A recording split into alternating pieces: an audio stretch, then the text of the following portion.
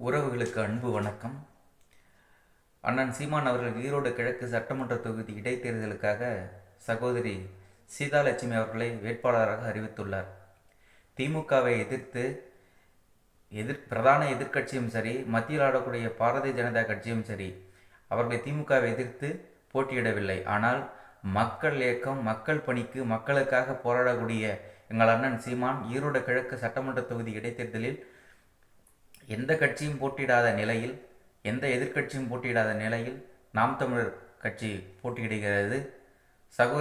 சகோதரி சீதாலட்சுமி அவர்களை ஈரோடு கிழக்கு தொகுதி மக்கள் பெருவாரியான வாக்கு வித்தியாசத்தில் வெற்றி பெற செய்ய மற்றும் ஊழலில் திளைத்து கொடிகட்டி பறக்கும் இந்த அரசை கண்டித்து இந்த ஈரோடு மக்கள் கொதித்தெழுந்து வருகின்ற சட்டமன்ற தேர்தலுக்கு ஒரு முன் உதாரணமாக, ஒரு முன் எடுத்துக்காட்டாக இந்த தொகுதி மக்கள் திமுகவுக்கு ஒரு முற்றுப்புள்ளியை வைக்க வேண்டும் என்று விரும்பி கேட்டுக்கொள்கிறோம்.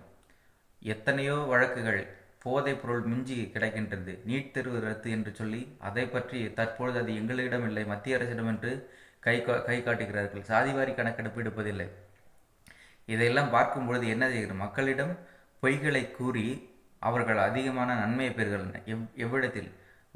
ஊழல், லஞ்சம் என்று பெருமல்லாமல் சூரியன் கிழக்கில் மறைய வைத்து தமிழ் தேசிய அரசியலை உதிக்க செய்ய வேண்டும். வாழ்க தமிழ், வளர்க நம் தமிழர்.